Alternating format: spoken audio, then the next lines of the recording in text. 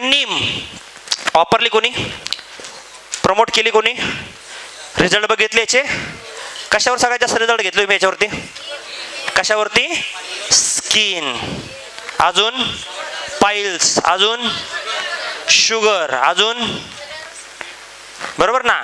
का पाईल्स वरती सर बोलले, त्यानंतर शुगर वर बोलले आणि स्किन वरती बोलले.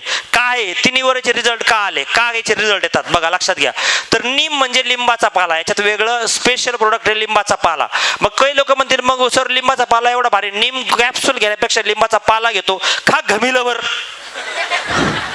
एक घमिला लिंबाचा पाला रोज खा, तू बरा होशील, शक्य आहे का, नाही. पण एक आपल्या कॅप्सूल ही 500 mg ची आपण कॅप्सूल बनवतो, या 500 mg च्या कॅप्सूल मध्ये जबरदस्त लेवलचा बेनिफिट टाकला गेला आहे लिंबाचा पाला एक्स्ट्रॅक्ट करून. आता ही कॅप्सूल आहे, ही खा आणि चमच्यात टाका आणि मग खाऊन दाखवा. खाऊ शकतो, कारण ते प्युअरली प्रचंड कडवट आहे, प्रचंड कडू आहे, बरोबर ना. मग आज जर बघितलं गेलं तर या प्रोडक्टचा सगळ्यात मोठा फायदा काय, याला एक ब्लड प्युरिफायर म्हणून ओळखलं जातं. काय, ब्लड प्युरिफायर. वॉटर प्युरिफायर ऐकलं, एअर प्युरिफायर ऐकलं. हवा शुद्ध करतं म्हणजे त्याला काय म्हणतात, एअर प्युरिफायर. पाणी शुद्ध करतं त्याला काय म्हणतात. तसं या प्रोडक्टला ब्लड प्युरिफायर, रक्त शुद्ध करणं.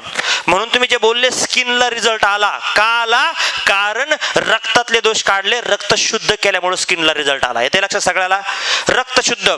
त्याबरोबर मग डायबिटीजला का रिझल्ट आला, शुगरला, शुगर लेवल ब्लड मध्ये वाढलेली असते, शुगर लेवल इम्बॅलन्स झाली असती, म्हणून ते रक्तातलं शुगर मेंटेन ठेवतं, रक्त शुद्ध करतं, म्हणून शुगरला पण फायदा आला, बरोबर ना.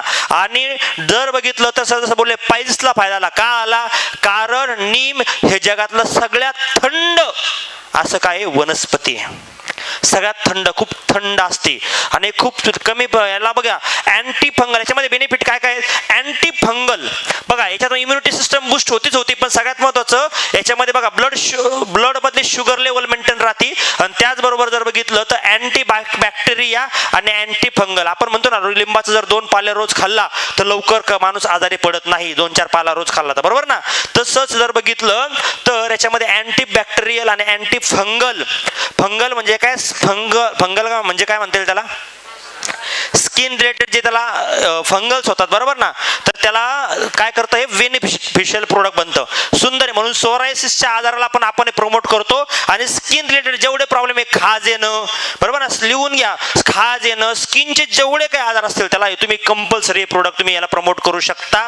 त्याचबरोबर ब्लड प्युरिफायर असल्यामुळं ज्याला स्किनवरती पिंपल्स येतात, ज्याला पिंपल्सचा त्रास आहे, त्याच्यामध्ये तुम्ही हे प्रोडक्ट प्रमोट करू शकता कंपल्सरी. पिंपल्स येणं, तोंड देतं सारखं सारखं येतं, तोंड येतं आतून, तोंड येतं, त्या तोंड आलेल्या व्यक्तीला पण तुम्ही प्रोडक्ट कंपल्सरी तुम्ही देऊ शकता. जबरदस्त प्रोडक्ट आहे, खतरनाक लेवलचं.